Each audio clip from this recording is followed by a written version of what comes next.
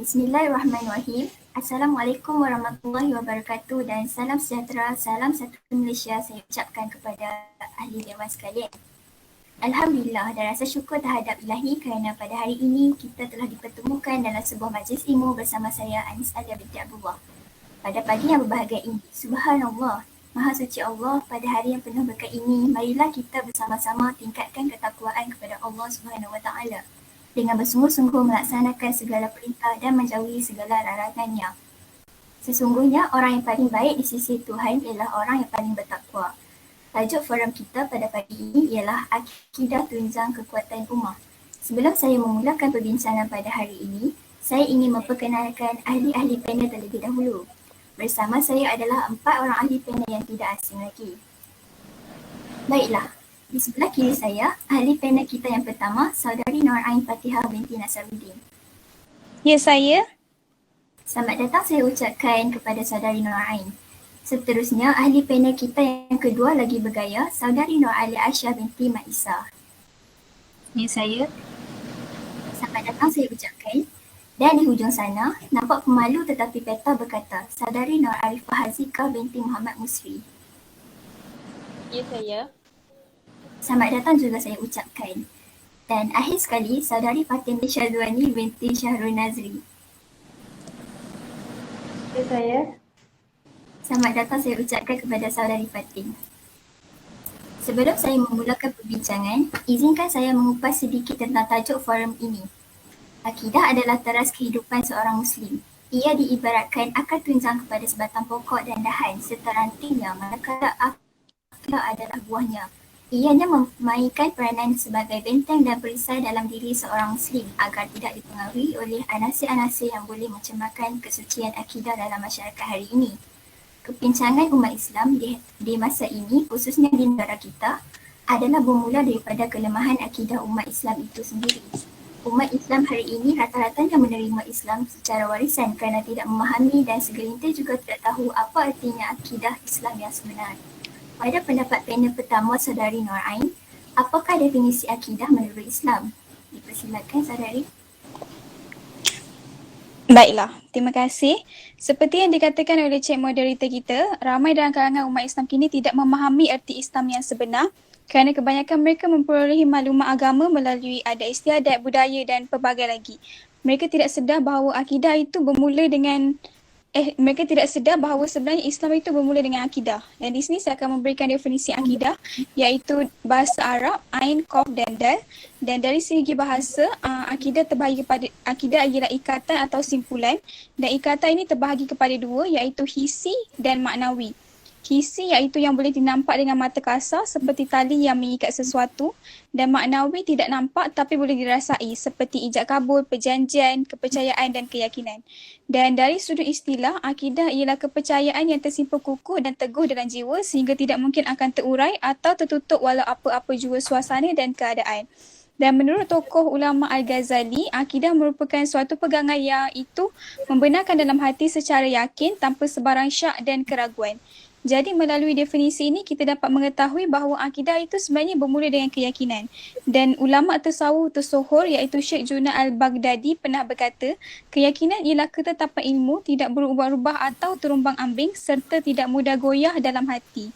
Jadi akidah ini mempunyai asas-asas yang kita perlu ketahui dan ingati dan asas-asas akidah ini terletak dalam rukun iman kita iaitu terbahagi kepada 3, Al-Ilahiyah, Al-Nabuwah dan Al-Sam'iyat.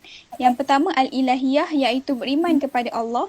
Yang kedua adalah Al-Nabuwah iaitu beriman kepada Nabi dan Rasul dan beriman kepada kitab.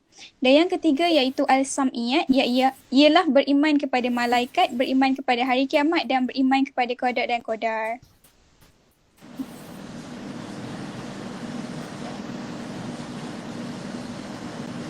Terima kasih kepada Saudari Nur Ain atas perkongsian beliau sebentar tadi berkenaan definisi akidah.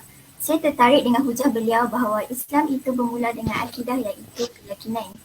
Akidah yang benar merupakan asas iaitu asas bagi tegaknya agama dan diterima sesuatu ibadah. Baiklah, seterusnya saya ingin beralih kepada panel yang kedua. Akidah Islam adalah sesuatu ilmu yang sangat-sangat perlu dipelajari dan difahami dengan sebenar-benarnya supaya ia dapat menjadi benteng yang kuat untuk mempertahankan diri daripada gejala-gejala buruk. Bolehkah saudari Alia mengemukakan pandangan saudari mengenai asas akidah? Dipersilakan. Baiklah, terima kasih kepada Cik Moderator. Di sini saya ingin mengupas sedikit asas-asas akidah, iaitu yang pertama, beriman kepada Allah, yang bermaksud ikatan keyakinan terhadap ketuhanan yang diterjemahkan melalui dua kalimah syahadah, iaitu asyhadu an la ilaha illallah wa asyhadu anna Muhammadar Rasulullah, yang bermaksud aku bersaksi bahawa tiada Tuhan yang layak disembah selain Allah dan aku bersaksi bahawa Nabi Muhammad itu pesuruh Allah. Jadi jelaslah di dalam dua kalimah syahadah ini menyatakan bahawa tiada Tuhan yang layak disembah melainkan Allah dan kita diperintahkan agar tidak menyekutukannya. Seterusnya, dalam hendak kita beriman kepada Allah itu, hendaklah kita mempelajari ma'rifatullah, iaitu mengenal Allah. Tugas mengenali Allah ini adalah tugas zahir dan batin yang amat sulit dalam kehidupan manusia. Allah itu tidak berbentuk, berhuruf, mempunyai warna dan bertentangan dengan sifat-sifat zahir alam ini kerana ia di atas sifat mukhalafatuhu lil hawadis, iaitu tidak ada sesuatu pun yang serupa dengan dia. Surah Asy-Syura ayat 11. Seterusnya, asas akidah yang kedua iaitu beriman kepada malaikat. Malaikat adalah makhluk gaib ciptaan Allah yang dijadikan daripada nur iaitu cahaya. Malaikat ialah makhluk yang mulia, sentiasa taat dan patuh dan tidak pernah dahaka kepada perintah Allah. Kemudian, asas akidah yang ketiga ialah beriman kepada kitab. Di sini bermaksud, kita sebagai umat Islam wajib beriman kepada kitab yang diturunkan kepada Nabi dan Rasul sebagai panduan kepada umat manusia. Terdapat 4 kitab yang diturunkan kepada para Nabi dan Rasul, iaitu kitab Zabur, diturunkan kepada Nabi Daud AS, kitab Taurat diturunkan kepada Nabi Musa, kitab Injil diturunkan kepada Nabi Isa dan Al-Quran diturunkan kepada Nabi Muhammad SAW. Dan kitab Al-Quran juga telah menjadi panduan kepada umat Islam sehingga hari ini. Kemudian, asas akidah yang keempat ialah beriman kepada Rasul. Mengetahui dan meyakini Allah mengutuskan Nabi dan Rasul kepada umatnya untuk memberikan kebaikan. Salah satu cara untuk kita beriman dengan Rasul adalah dengan mengenali peranan dan sifat Rasul, iaitu siddiq, amanah, tabligh dan fatonah. Siddiq membawa maksud benar. Rasul memiliki sifat wajib benar, baik dalam perkataan atau perbuatannya. Semua Rasul yang diutuskan untuk menyampaikan wahyu dari Allah SWT melakukan tugasnya dengan benar. Mereka berdakwah melalui perkataan dan perbuatan. Perkataan dan perbuatan mereka yang dijamin kebenarannya selalu menjadi teladan bagi pengikut mereka. Seterusnya, amanah, yang bermaksud terpercaya. Seorang Rasul wajib dan pasti memiliki sifat yang amanah. Jika sifat amanah itu tidak dimiliki, maka tugasnya yang sangat berat sebagai Rasul itu tidak terlaksana. Berikutnya ialah sifat tabligh, yang bererti menyampaikan. Menyampaikan di sini membawa maksud menyampaikan perintah dan larangan dari Allah SWT. Percayalah bahawa tidak ada satu pun ayat yang disembunyikan oleh Nabi Muhammad SAW yang tidak disampaikan kepada umatnya. Dalam sebuah riwayat diceritakan bahawa Ali bin Abi Talib ditanya tentang wahyu yang tidak terdapat dalam Al-Quran. Ali pun menegaskan yang termaktub dalam ayat berikut yang bererti, "Wahai Rasul, sampaikanlah apa yang diturunkan Tuhan kepadamu. Jika tidak engkau lakukan apa yang diperintahkan itu, berarti engkau tidak menyampaikan amanatnya. Dan Allah memelihara engkau dari gangguan manusia. Sungguh Allah tidak memberi petunjuk kepada orang-orang kafir." Surah Al-Ma'idah ayat 67. Dan sifat Rasul yang terakhir ialah fatonah. Fatonah membawa maksud cerdas. Mustahil Nabi itu bodoh kerana dalam menyampaikan 6,236 ayat Al-Quran, kemudian menjelaskannya dalam puluhan ribu hadis memerlukan kecerdasan yang luar biasa. Nabi harus mampu menjelaskan firman-firman Allah kepada kaumnya sehingga mereka mahu masuk ke dalam Islam.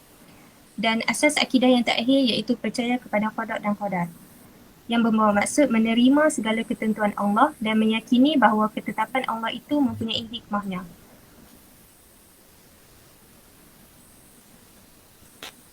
Terima kasih atas penjelasan dari panel kita yang kedua mengenai asas-asas akidah.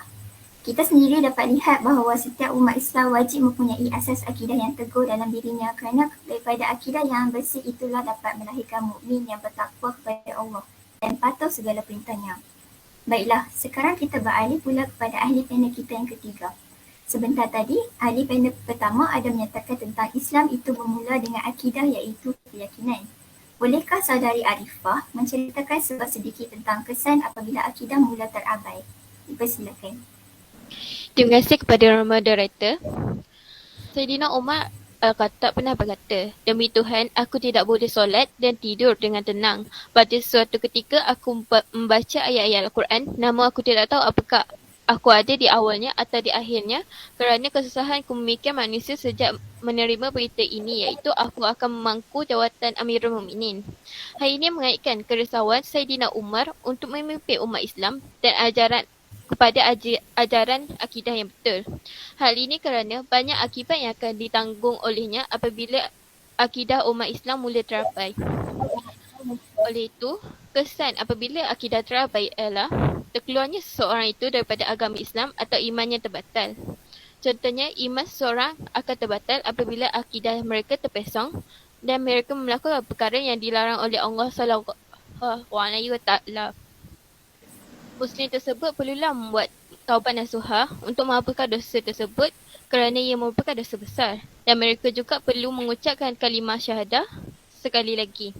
Selain itu, umat Islam juga akan berpecah belah kerana berlakunya ajaran sesat di kalangan umat Islam. Ajaran sesat didefinisikan sebagai ajaran atau amalan yang didakwa sebagai ajaran Islam, sedangkan hakikatnya bercanggah dengan Al-Quran dan As-Sunnah.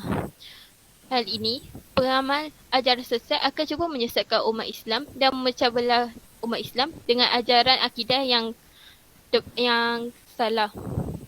Akhir sekali, agama Islam juga akan dipandang hina oleh ramai umatnya kerana ramai umatnya tidak mengamalkan akidah yang betul. Hal ini kerana mereka tidak dididik sejak kecil dan tidak mempraktikkan akidah yang betul. Hal ini menyebabkan imej sebagai seorang umat Islam tersalah dan tidak dijaga. Contohnya, seorang Muslim itu tidak mengamalkan asas-asas akidah yang benar dan akhirnya melakukan perkara yang memalukan umat Islam seperti tidak mempercayai pada qada dan qadar. Terima kasih kepada panel ketiga kita. Sekarang sudah terang lagi bersuluh bahawa sekiranya kesemua perkara ini dipegang dengan erat, pastinya seseorang akan memperoleh satu pegangan akidah yang benar lagi kukuh. Ikatan akidah yang kukuh pastinya dimulai dengan langkah-langkah yang benar.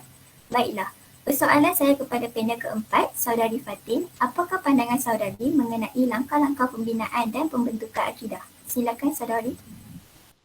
Baiklah, langkah-langkah pembinaan dan pembentukan akidah terbagi kepada beberapa aspek. Aspek yang pertama ialah ilmu.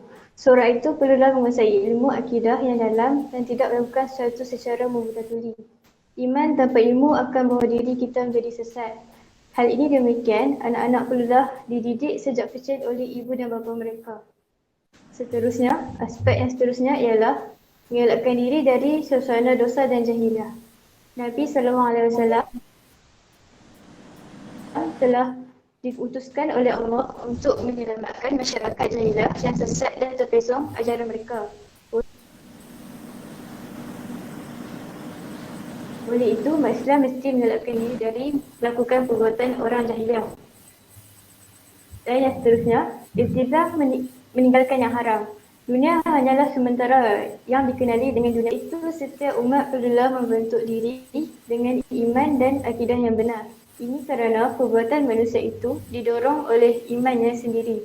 Contohnya, seseorang yang mempunyai iman yang lemah akan mendorong dirinya melakukan perkara-perkara yang keji dan sebaliknya. Dan yang terakhir ialah taubat dan doa. Setiap manusia tidak terlepas dari melakukan kesilapan seperti doa dan maksiat. Pelanggaran perintah Allah memerlukan tindakan yang cepat, iaitu dengan bertaubat dan menginsafi diri dari melakukan perbuatan tersebut lagi. Hal ini kerana taubat dan doa ialah senjata bagi orang mukmin yang ampuh dan kuat. Taubat yang dilakukan mestilah bertepatan dengan syarat taubat, iaitu menyesal dengan sebenar-benarnya akan dosa yang telah dilakukan. Kemudian berhenti melakukan maksiat dengan serta-merta, lalu berazam tidak akan melakukan dan meminta maaf kepada pihak yang terlibat. Terima kasih atas penerangan yang jelas dari panel kita yang keempat mengenai langkah pembentukan akidah. Akidah Islam tidak mengasingkan kehidupan manusia dengan dunia. Sebaliknya, ia merupakan satu pemangkin dan pendorong kepada manusia untuk melakukan yang terbaik. dan menghindari kealpaan serta kemungkaran. Jika seseorang itu beriman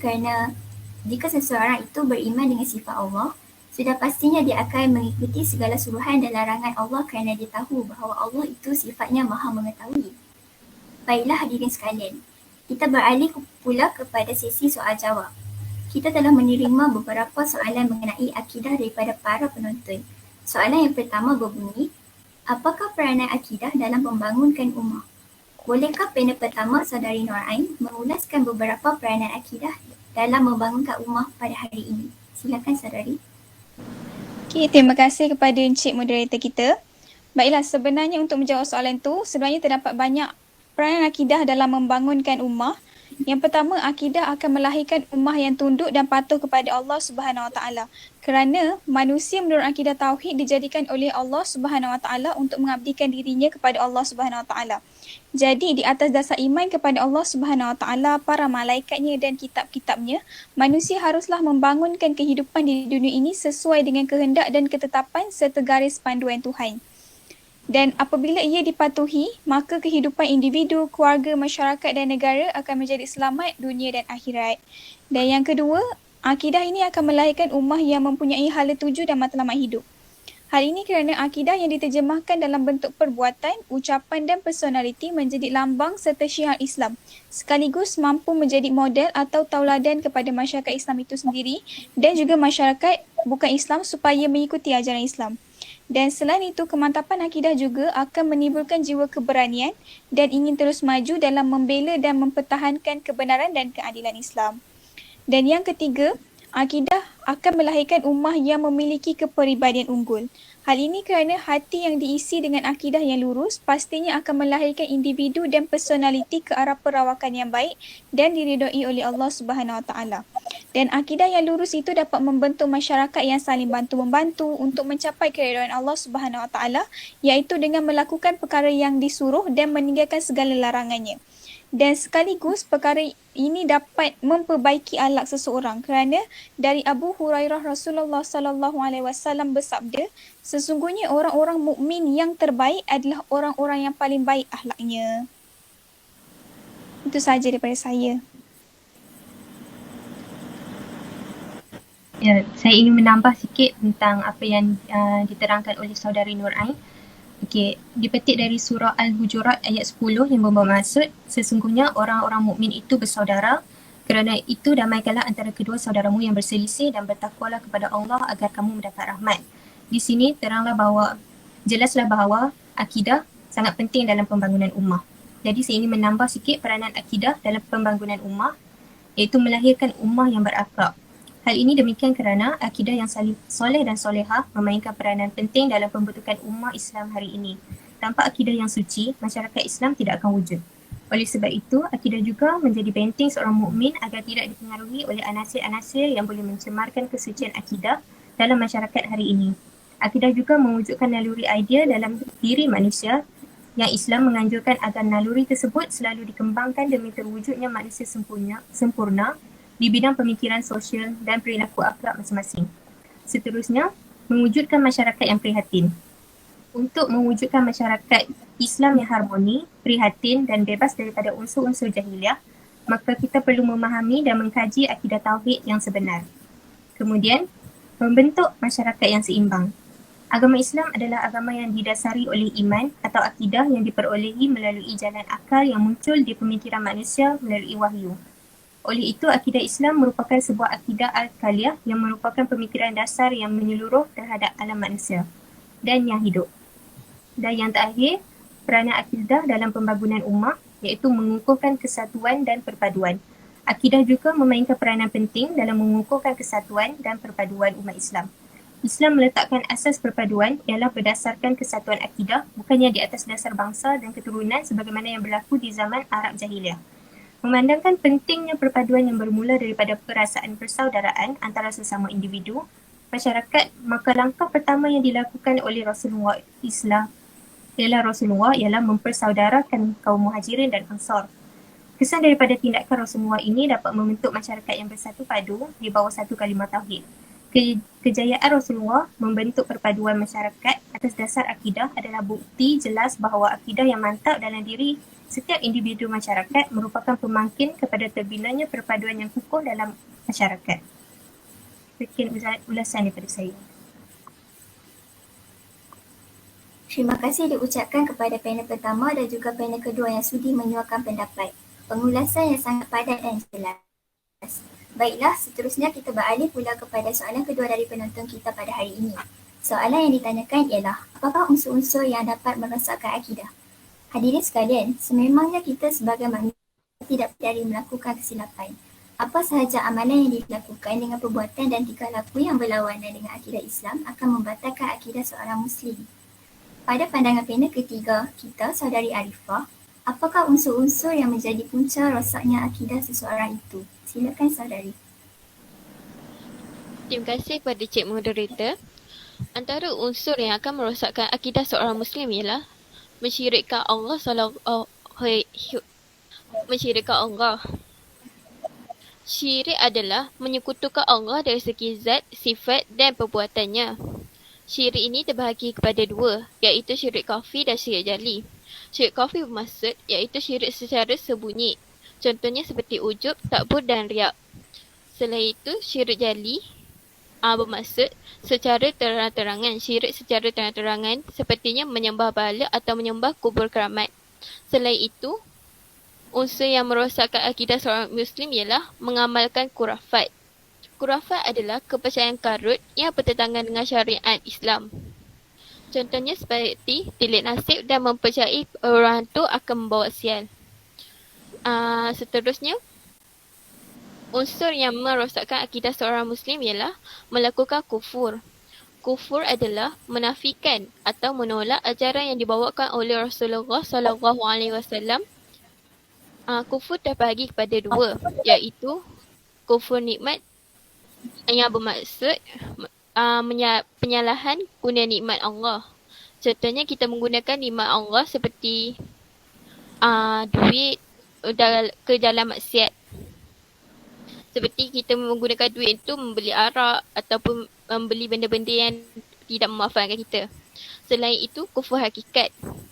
Maksud kufur hakikat ialah menafikan rukun iman dan menolak syariat yang dibawa oleh Rasulullah SAW. Contohnya seperti menafikan rukun Islam. Akhir sekali, unsur yang merosakkan akidah umat Islam ialah mengamalkan sihir. Sihir adalah ilmu yang perbuatan secara halus dengan bantuan jin dan syaitan. Tujuan sihir itu adalah untuk memudaratkan orang lain. Unsur-unsur ini akan merosakkan akidah umat Islam dan membawakan iman seseorang itu terbatal. Sekian daripada saya. Terima kasih Saudari Arifah di atas penjelasan Saudari sebentar tadi. Akidah di dalam diri sentiasa perlu dibajai, dijaga dan dipagar agar tidak terjerumus ke lembah-lembah kehinaan maupun dikuasai oleh anasir-anasir luar yang sentiasa mencari jalan untuk menjatuhkan umat Islam. Seterusnya, soalan terakhir daripada penonton pada hari ini, mengapakah pentingnya mempelajari dan mengamalkan akidah yang benar?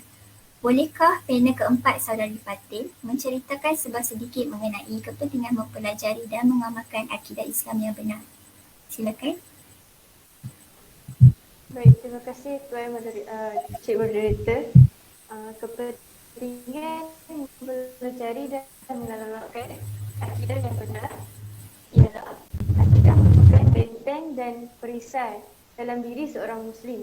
Ia juga merupakan benteng kukuh bagi memelihara akal daripada perkara, khurafat dan syirik dan perisai yang utuh bagi menangkis anasir-anasir jahat, perasaan syak dan ragu-ragu serta segala bentuk penyelewangan. Ia merupakan dasar dan tunjang. Yang lain ibarat cabang dan ranting, mati dasar maka akan matilah cabang dan rantingnya. Ia menjadi sebab dan tujuan manusia diciptakan oleh Allah SWT. Ini kerana mukmin yang bertakwa akan beribadah kepada Allah dan memperbetulkan akidahnya. Selain itu, penerimaan amal bergantung kepada sahnya akidah. Seluruh amal soleh yang dilakukan oleh seseorang, sama ada diterima atau ditolak, disahkan dengan akidah yang dimiliki. Iman yang batal tidak akan diterima oleh Allah SWT. Amalan sebagai contoh, amalan orang kafir, murtad, munafik dan syirik adalah amalan yang tertolak. Hal ini kerana iman mereka yang menyeleweng dari ajaran Islam. Seperti yang ditampilkan dalam Al-Quran, surah Al-Baqarah ayat 217, firman Allah Subhanahu Wa Taala yang bermaksud, dan sesiapa di antara kamu yang murtad berpaling tadah dari agamanya Islam, lalu ia mati sedang dia tetap kafir, maka orang yang demikian rosak binasalah amal usahanya yang baik di dunia dan di akhirat. Dan mereka itulah ahli neraka, kekal mereka di dalamnya selama-lamanya. Sekian.